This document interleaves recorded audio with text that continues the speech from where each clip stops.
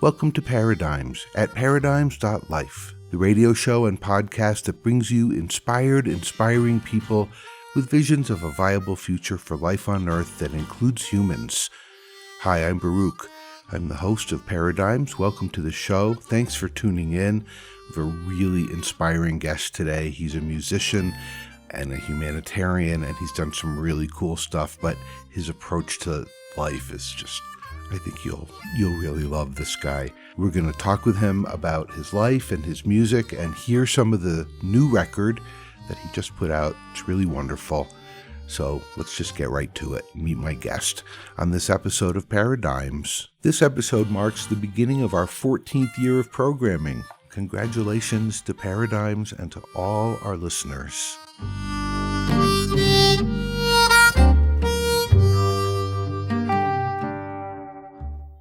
Mike Stevens, welcome to Paradigms.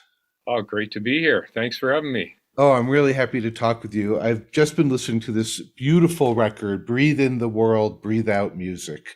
Oh, thanks. I'm sure you know that is an ancient meditation technique for creating peace. I didn't know that. You breathe in the pain of the world and you breathe out love. I love that. No, I didn't know that. It totally makes sense. Before we get into talking about this record and some other bigger issues, I'd just like to learn a little about you, where you grew up and how you discovered music, especially the blues harp, and just what's your story a little bit? Yeah, sure. Well, I still live about 4 miles from where I grew up. I'm in Sarnia, Ontario. It's in southern Ontario. We live on Lake Huron on the Great Lakes. We're about, maybe 10 miles from Port Huron, Michigan. As far as the music goes, my parents didn't play any music, but I found a harmonica when I was a kid in the house. I picked it up and I could immediately make a sound that felt good. It wasn't about music as I understood it or beautiful melody. It just felt really, really good. And that kind of started me right there. It was like medicine, it just, for me, it just felt so wonderful. And I still play the same way today. It's just trying to always express feelings. And harmonica is a really cool instrument for that because your body's really the instrument and the harmonica is like a little speaker you stick in your mouth. I love that. Yeah, the harmonica, sometimes people don't take it, as a serious instrument. It's not a guitar or a harp or something. Yeah. But in fact, it is this direct means of conveying the music that's coming through your body with this little vibrating thing. It's true, and you can't see what's happening. It's even more magical, right? It's just, you see hands like this, and it's like a trick.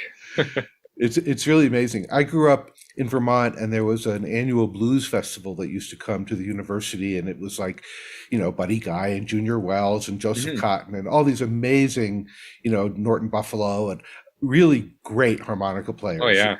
Just amazing. And so when I got your CD, I was like, yes. Oh, thanks. I'm just happy to have ears on it. That's all I could ask for. And I've been through Sarnia, and it's a gorgeous area. So you grew up playing this music, and how did it sort of develop to where you were playing with other people and got into like songs and, the form?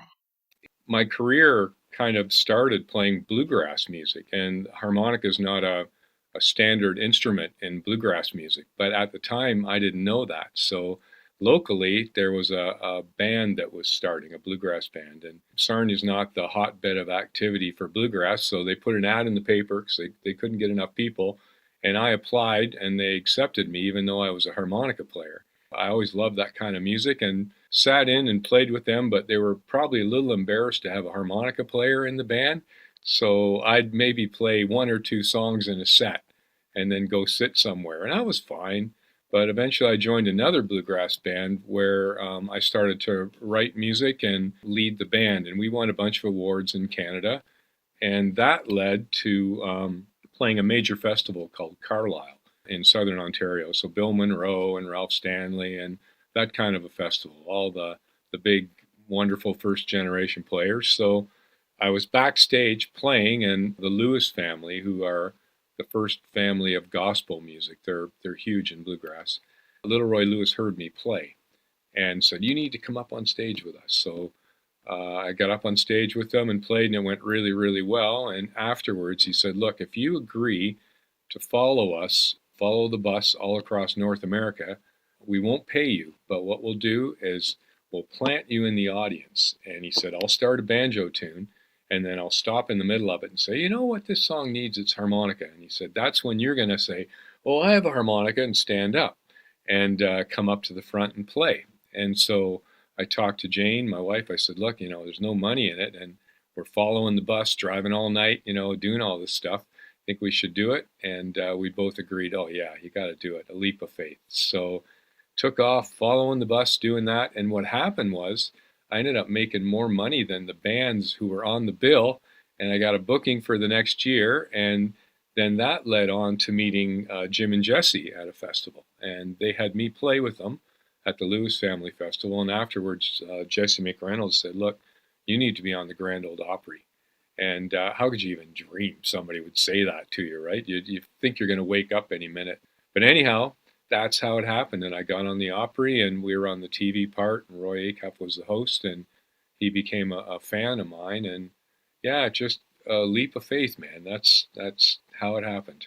Were you nervous when you were going up on stage? Were you scared? At the Opry, beyond nervous. We didn't have any money, and we got a hotel room. I think it was a Red Carpet Inn because we could get it cheap in Nashville. And I paced a path in that Red Carpet Inn carpet. It's probably still down to the nubs, but I never slept for a couple of days before. And Jesse McReynolds came rolling up in this big Lincoln and, took Jane and I to the Opry. And my only thought was that, look, I don't want to screw up. I don't even want to talk to anybody. I just want to be able to get there and play, and hopefully it goes well and nobody's embarrassed, and I can go home again and just sit there and go, oh my God, that just happened. Yeah, I was so nervous, the tongue stuck to the roof of my mouth, You're listening to my conversation with Mike Stevens, harmonica player, composer, human. His new record is Breathe in the World, Breathe Out Music. We're going to hear something from that right now. Mike was telling us he lives in Sarnia. This is a song from the new album called Living in Sarnia. And you're listening to Paradigms at paradigms.life. Living in Sarnia, and I'm living there still. If the air don't get me, then the French fries will.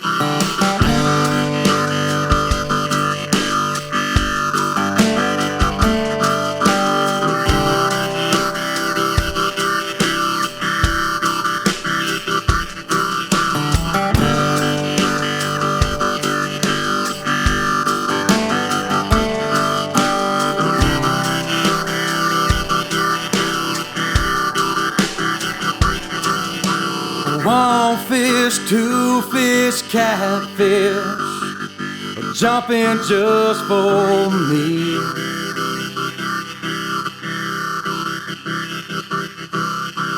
Big bone girl, dancing just for me.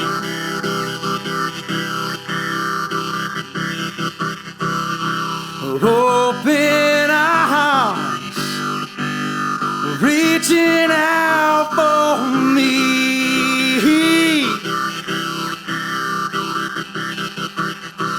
Every friend I know is sitting here with me.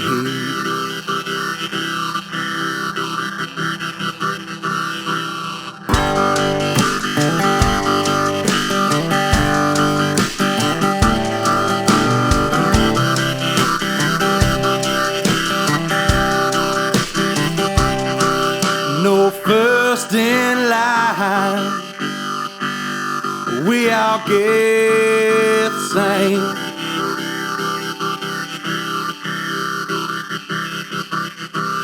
No crooked lines, no feeling shame.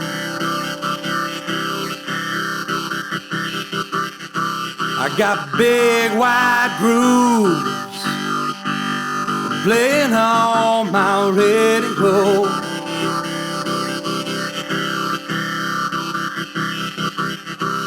My favorite tune to soothe my soul.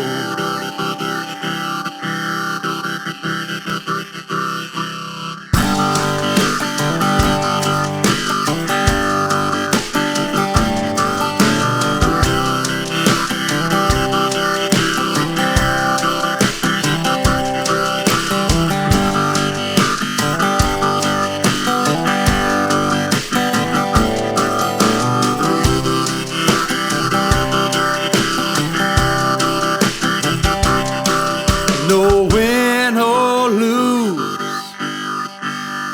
we all get along.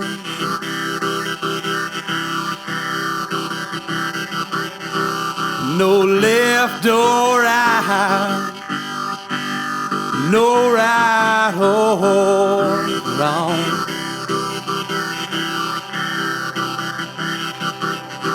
Oh, this paradise, it's something I can't see. Yeah, it's all right here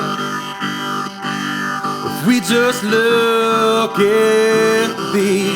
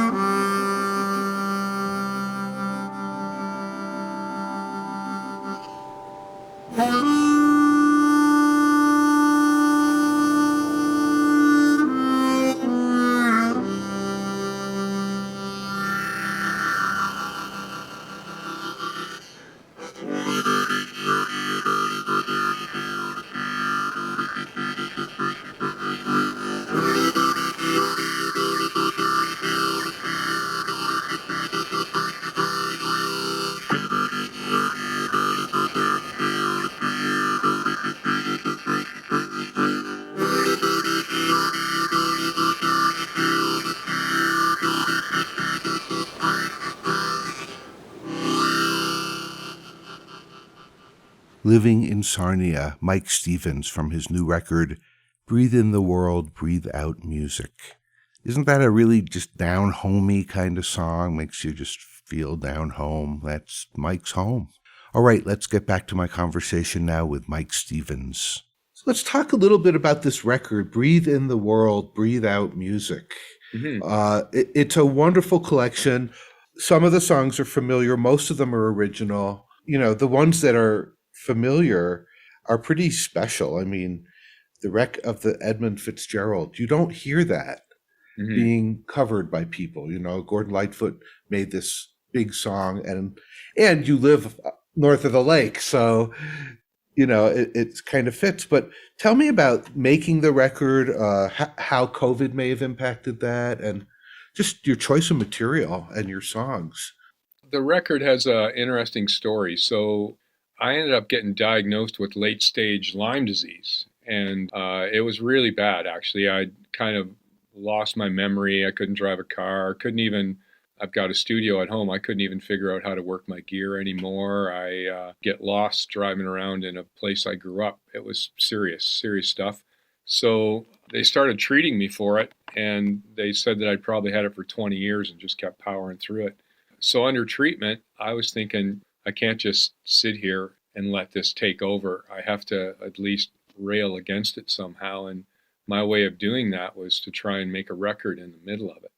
And I collected those songs based on, some I had recorded before in different formats. Some were original that I'd written, but I got together a rhythm section that was local because I couldn't drive very well, and a recording studio that was local as well, Mike Mackay's and Grove Productions. And we just went in and started to record. And basically, I didn't have much memory, so I couldn't rely on any licks or any old ideas that you build up as a musician, over your years.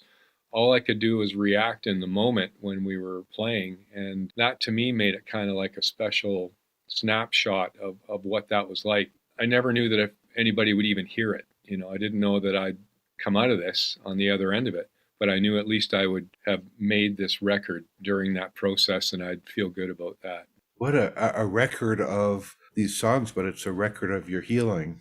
Yeah, it is, and as sick as I was while I was doing it, it feels really, really wonderful now to like have a snapshot, even though I don't have really good memories of it, of making it.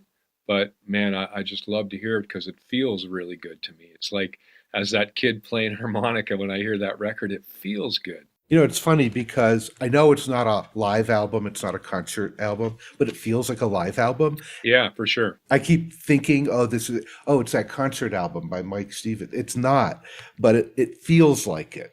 That's a really good point. I never thought about it, but it's because it was so in the moment in that time. That's what it is. It wasn't going over stuff. It was just creating grooves and then letting it happen. Do you want to talk about any of the specific tracks? I have one I'm going to ask you about, but any that you want to particularly say anything about? Yeah, there's one that might tie in with what we were just talking about and Lyme disease, and I hadn't really thought about it, but the one Like a Little Bird is a song that came from my wife and I were caretakers for my mom. She'd been really sick for years and years. And, I'd come in off the road and relieve Jane. She'd go to work. I'd look after my mom, and we'd change in shifts like that. One particular time when I came in off the road, she was in emerge. She was really sick. And so I relieved Jane. She went to work, and the doctors said, basically, I don't know if there's much we can do for her. Maybe you should just try and get her home. So I took her home and laid her on the couch. She had a small couch there, and I laid on the floor in front of her. And not expecting her to live very long, I'd sit up every 20 minutes just to see if she was still breathing. And one time when I sat up, she had this little budgie, this bird. The budgie was sitting on her folded hands and sat there for 2 hours and didn't move on my mom's hands. And I took a picture of it with my phone, and I just thought, man, there's something more going on here. It's not just the randomness of this bird sitting on her hands. And what came to me was that, even when things are really tough and really dark, if you just hang on, the beauty will arrive. And that was the analogy for that song. But then, as I thought more about this record, even just doing interviews, I started, they asked questions about the record. And I thought, that's like an analogy for the darn record, in the middle of Lyme, and things are so dark and wondering what's going to happen. And then now the record's come out and I'm talking to you about it. Do you know what I mean? Great music fits so many situations. Mm-hmm. So I put this on this morning, and Like a Little Bird came on, first track, and I thought of the children in Texas. Oh. And the song really spoke to that. Yep. So thank you for that. Yeah. Yeah, you know what? It is about pain and dark times and not letting that overrun you. I'm just going to jump way ahead to the last song on the album, too, because it's funny, but it's not. It's pretty serious. Put your phone down. Yeah, man. Really appreciate this song, and we're going to close the show with it so folks can Nice. build up their anticipation. But, you know, you're making some very important social commentary. You're not hitting people over the head with it, but you're really asking us to look at what matters.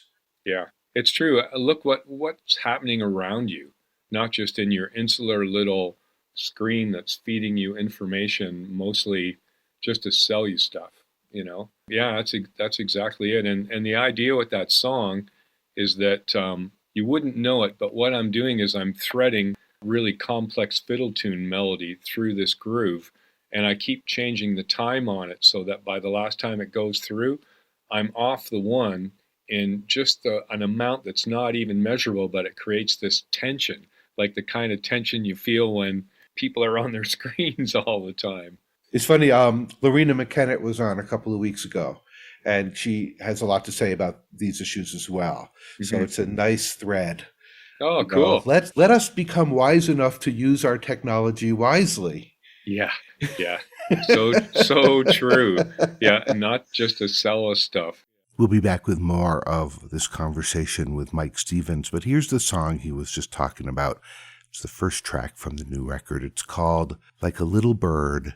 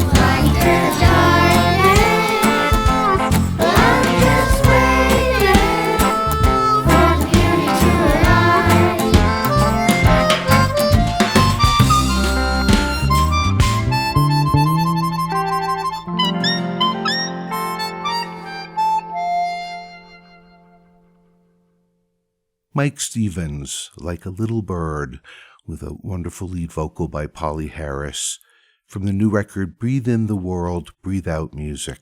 Bittersweet song, but mostly sweet. All right, let's get back to my conversation now with Mike Stevens.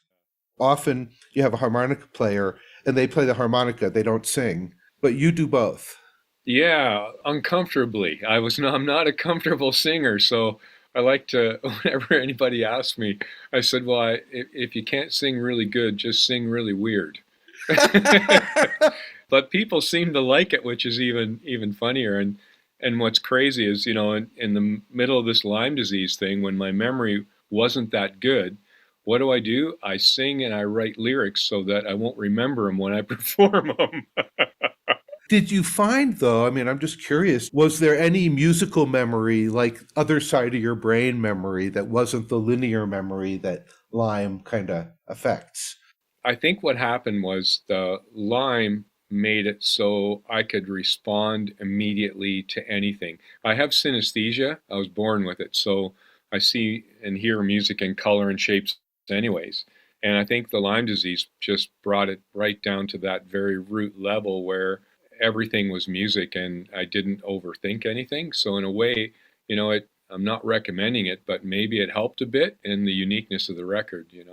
Most people, especially if they haven't ever experimented with psychedelics, don't know what synesthesia is. And and it's very unusual.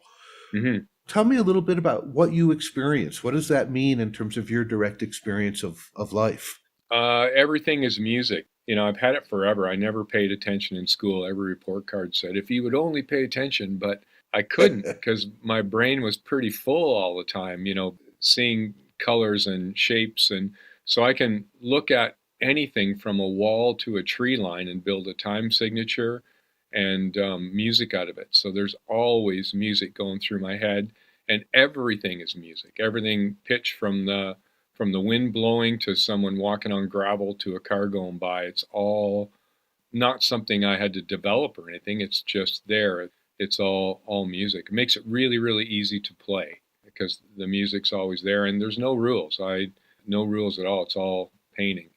Wow, what an interesting brain.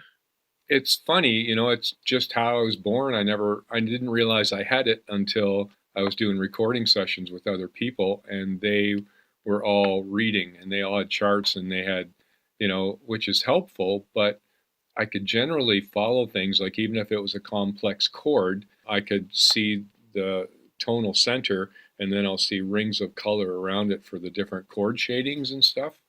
So, and I always see it right here. That's where I usually. I hope anyone who's listening who has this experience and didn't have a name for it is having a light bulb moment, because not knowing and then finding out, that must have been a very interesting moment. Yeah, it just confirmed something. I thought everybody saw music that way, and I think everyone has synesthesia.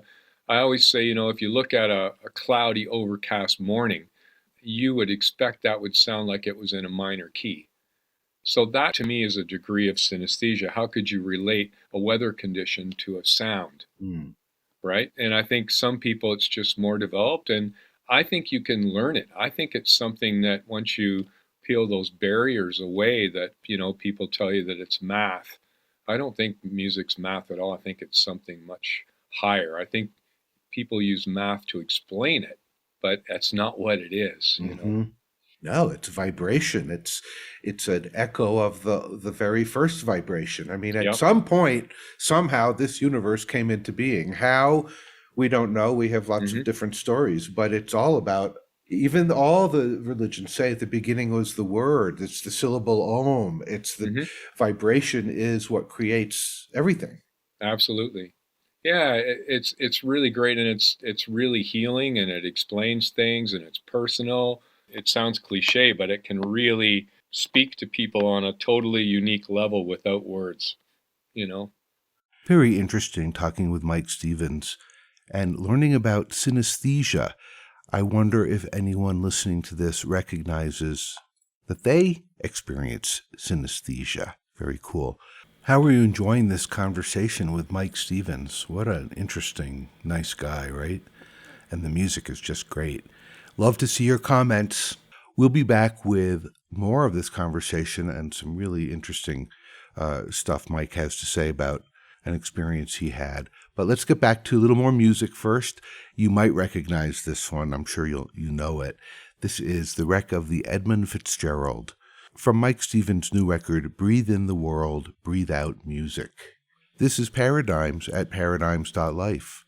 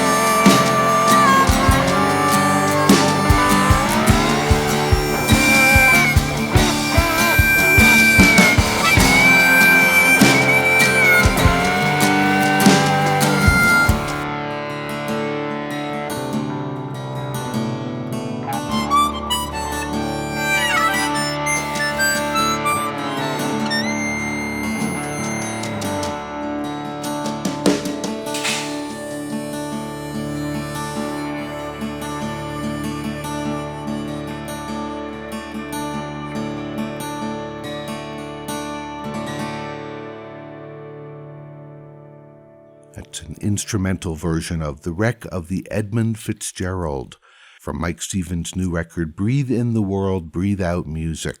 The harmonica is just such a great instrument. You can do so much with it, actually. And Mike is a master. All right, let's get back to my conversation with Mike Stevens now and hear about an experience he had. So that makes me want to ask you about your relationship with human pain and suffering and what happens in this world and how you approach it, how your music resources you to respond.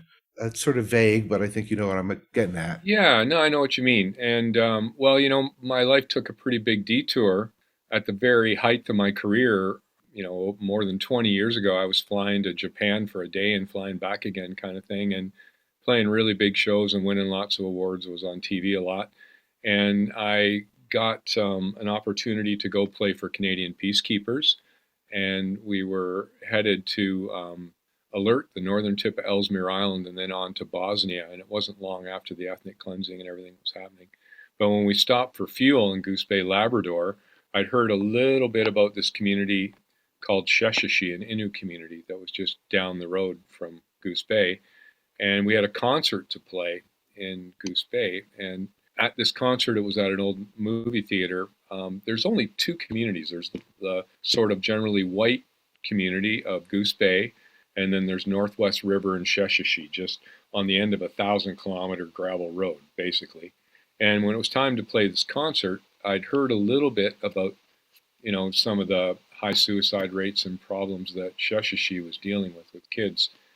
My first thing is when I saw the audience, there were no Innu people in the audience. It was all white folks, which I thought was really unusual. So that prompted me to dedicate a song to those kids in Sheshashi.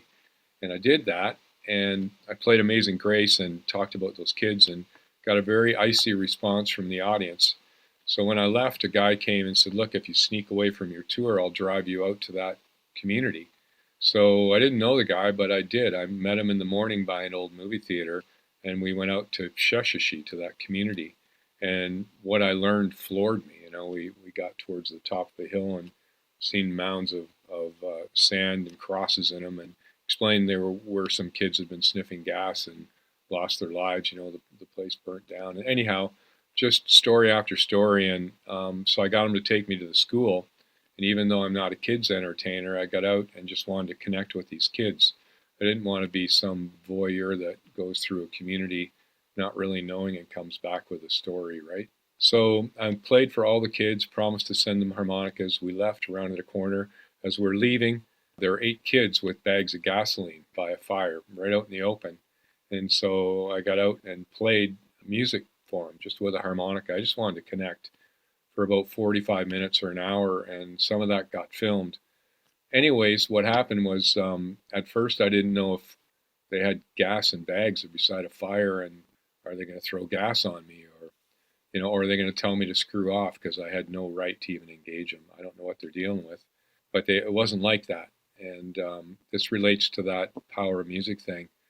I just played, and they started to ask me questions about where I'm from and do I have a family and what's your son's name, and these are these kids with bags of gasoline to their faces. And it made a real connection, like a solid one. And so I promised them, to give them harmonicas, to send them back and all that. Took off on tour. Well, that footage ended up going all around the world, and all of a sudden everyone wanted to talk to me about gas sniffing. And this is as I was continuing on the tour. I mean, probably 500 media outlets from all over the world want to talk about it. So I parked my career and started to figure out how to connect ordinary Canadians with this issue. And I thought, if you have an instrument under your bed, I'll go get it. And I filled my house full of instruments, literally filled it, and got them a transport truck up that 1,000-kilometer gravel road and did a workshop with these kids. And it was incredible. I'd never done a workshop in my life, but they gave me the treatment center. They trusted me. And it was like the most incredible punk band you've ever seen. Kids were lined up out the door. When they came in, it was just unbelievable, like little kids with accordions and, banging drums, and sure, maybe a photocopier got kicked over, maybe a window, but it didn't matter. It was beautiful. It was the most beautiful noise. So then I started going into other communities across the country and flying communities loaded up with harmonicas, looking for kids who were sniffing gas. And over a 20-year period, built an organization called Arts Can Circle, and we rotate musicians and artists through communities, indigenous artists. And it's been wonderful, and music was the thing that directed me to do that, the leap of faith thing again, right? I am moist-eyed and moved. That is the most beautiful thing I've heard in a long time. Yeah, it's all connected, for me and my life and family. I'm a really lucky guy, I married a long time, and everybody's good, our son's good, and I mean, to be able to make a living playing harmonica, oh my God, it's like a magic trick, right? So yeah, I'm just really grateful for the opportunities. I guess the point is, sometimes taking a leap of faith is a really wonderful thing if you believe it in your gut, and it's okay to talk about issues and all that, but it's even better if you can find some way, even if it's a small way, to actually work to make a change, not just talk about it. That's the thing with entertainers and people with the loudest voice. We can talk about it, but there are ways to really to do it as well, and even small ways, but that next step is what makes us human. My gig that I make sort of a living at is I'm a psychotherapist. Oh, man. And I work with teenagers. So Mm-hmm. I lived in a group home. There were kids there who had been gas sniffers, who had lost a lot of IQ points because of it. Yeah. And it's very, very, it's a cheap high that destroys lives. It does. Same with glue. Those things, the reason people get high off it is that their brain cells are dying and they're experiencing an altered state. That's what the high is actual brain death. And what's really unique is, I've even worked at a bunch of times at the first inhalant treatment center in North America, in Alaska. And a lot of people wrote these kids off as being, you can't do anything for them anymore. But I build these loopers, little tiny loopers with a guitar effects. And I figured out how to get a microphone in there, and then I'll program them with a little looper so they can repeat something. They can vocalize and lock in loops that explain their feelings, even if they're nonverbal. And it's been unbelievable. Kids saying, play remorse. What does remorse sound like? Or it's the heaviest thing ever, and it's real. It's not like some trick. It's just a real honest, the way I learned how to. It's amazing. You know? Do you know Susan Uglukark? Oh, yeah, sure. Yeah, absolutely. She's wonderful. She was on the show a year and a half ago. Oh, she's great. Love her music, love her heart. Yep. How wonderful. Yeah. I had a feeling you might know each other. Oh, yeah. Wow, you're on a great mission. Well, I'm pretty lucky, I'm grateful for every second of it, even the bad times, because you learn something from it, and when you get over something like that, it feels pretty good. Powerful stuff. And Mike, really, really a good human. Here's another track from Breathe in the World, Breathe Out Music. This one's called Watermelon Pie.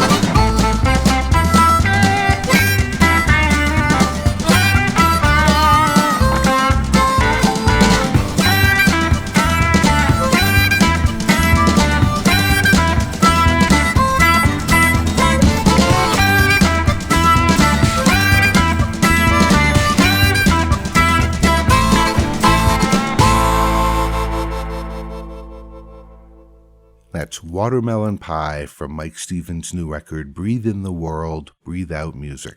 That's a kick up your heels kind of a song, don't you think? All right, here's the final part of my conversation with Mike Stevens. I wanted to talk to you about, you live in Canada, I live in the United States. There are some big differences. There are some ways in which Canada is becoming a little bit more like the United States. Yep. In some ways that I don't think are so great. Mm-hmm. I've spent a lot of time in Canada. I have dear friends in the Canadian art world and just Canada. Yeah. I mean, go hang out in the Crown Land east of Edmonton and camp with the bison, I mean, Yeah. and the bird sanctuary in northern Manitoba. I mean, these are some of my favorite memories. You live in an incredible place, but I wanted to ask you about, I'm not even sure how to word it, the stuff that we're aware of that's happening, so much pain, so much suffering, so much madness and cruelty, and the way I've been saying it lately is human beings really like shiny things. We're like crows, and so we like shiny things, shiny iPhones and guns, and But where are we headed? And what can we do to bring us together? Not that you're supposed to have all the answers, but a big part of it is be really aware of what you listen to, where you get your news and your facts and all of those kinds of things, because we live in a world now, Canada and the US, where most of the time people are just trying to sell you things, whether you're a lobbyist or whether you have a product for sale or even some music. I mean, you're basically on the back end of a team that has figured out exactly how to market something for your demographic. I think personally, if you just get away from that and start hanging out with people and have real dialogues, like listening. One thing I've learned about all the work that I've done in the North from my Indigenous friends is how to listen, how to deeply, deeply listen, like not talk all the time, but listen. I certainly don't have the answer for it, but it seems to me that the way people get their information is a big part of all this, and it desensitizes you, and it makes you less human in a way. And there's always ways to protest and to get your voice known. The other thing is that if someone has a complete opposite opinion of yours, whether it's somebody who has a race issue or somebody has a extreme political view, you won't get anywhere by telling them to screw off. The thing that I've found that you have to do is you have to sit down with them and you have to be there. You don't just isolate them and write them off. You hang around them and you try and have conversations, and over time you can actually find a way to either have a real conversation, about these things. But pushing it away and walking away from it and saying, I don't want to be around it, doesn't fix it. That's just my opinion. It's a complicated issue, but I think running from it and saying those people doesn't help. You have to find a way to start dialogue and talk, I agree with you. And boy, that's hard to do sometimes. Oh, it is. It sure is. When you're, completely opposed to everything that represents, it's really hard to sit there and be around it. But I think if you're not around it, and if they don't hear opposing views, then it just breeds more hate, Wow. Wise words. Well, and the music that we listen to is part of it. It literally transforms what's happening in our brains in that very moment.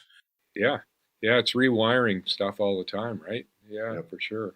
So this is definitely breathe in the world, breathe out music. That phrase actually has huge meaning. That's so cool that you told me that that's an ancient sort of chant, or you know what I mean? I believe it's a practice. You breathe in the pain, and breathe out love. Awesome. And you don't have to think about who you're loving, or none of that is the point. Yeah. It's simply breathe it in, let it go into your heart where it's transformed. We're all capable of that, every single one of us. Mm-hmm. So, well, every breath in with the harmonica and every breath out, you're doing it. It's awesome. Oh, thanks. Gosh. Well, Mike, thank you so much for talking to me and for making this music, and I'm going to spread it around. Oh, thanks, man. Anytime. And I really appreciate talking to you. It's nice to talk to people that are thinking bigger. It's really cool. My pleasure. Thank you so much. All right, man. I'll see ya. Mike Stevens, thank you so much for talking with me, for being on Paradigms, for this wonderful music, and for what you're doing in the world. What Mike was saying about listening, even when it's really hard, and I'm be the first to admit it's not easy to listen to people who say and practice things that you find fundamentally go against your values. But how else are we going to bridge these ideological gaps? So thank you, Mike.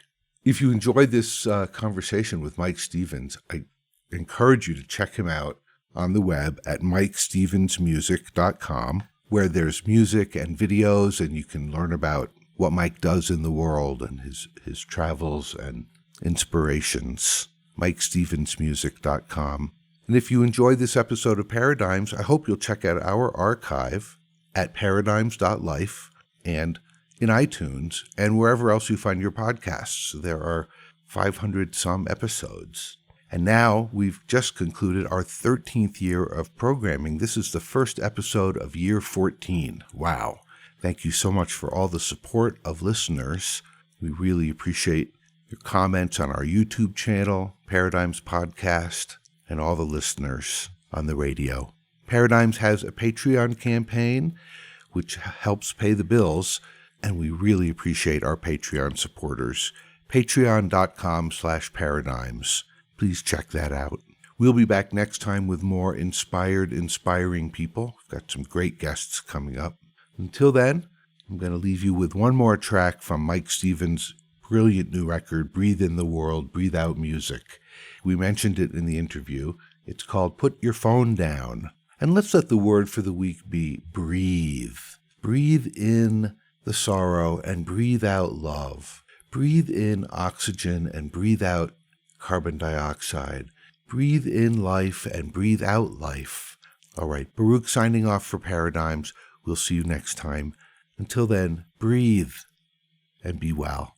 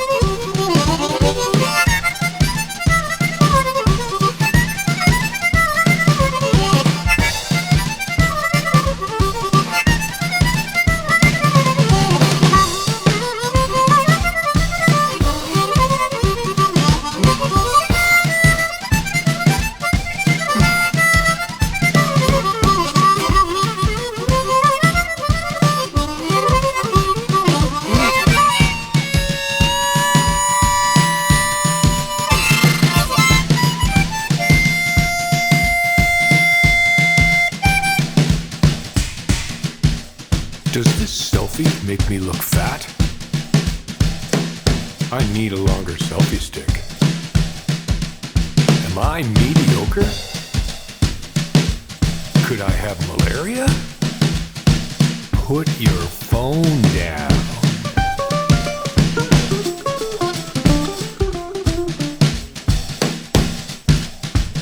Do my teeth look yellow? Oh, it's an 80-pound baby. I need more life. Recalculating. Calculating.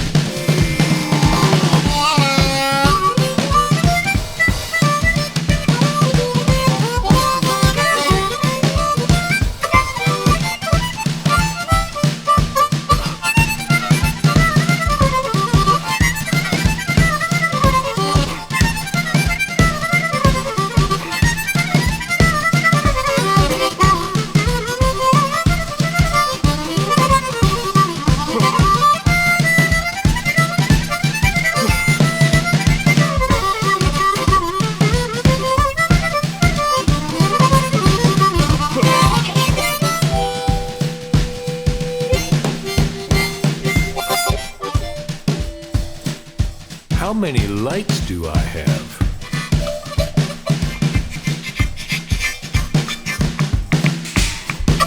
Go fund me.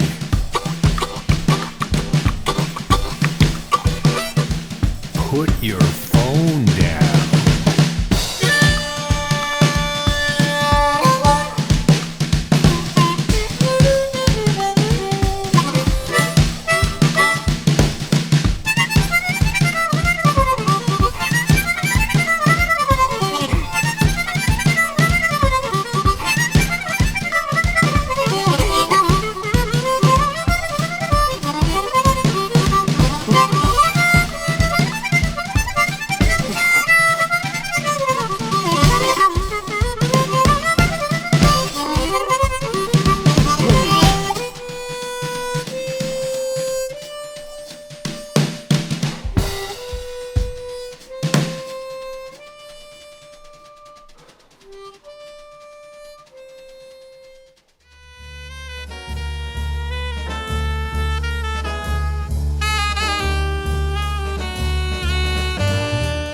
You've been listening to Paradigms at paradigms.life.